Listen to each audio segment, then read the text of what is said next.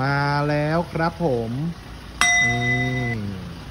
มารับทุกวันครับที่นี่ใช้ขนส่งไปรษณีย์ EMS นะครับ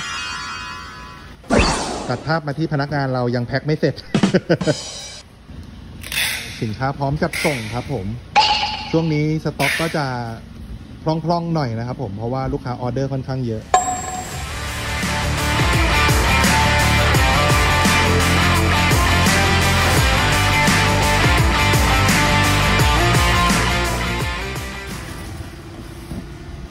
โอเคครับผมออเดอร์สำหรับวันนี้นะครับขอบคุณลูกค้าทุกท่านนะครับที่ไว้ใจ9928 Auto Sport ครับผมขอบคุณครับ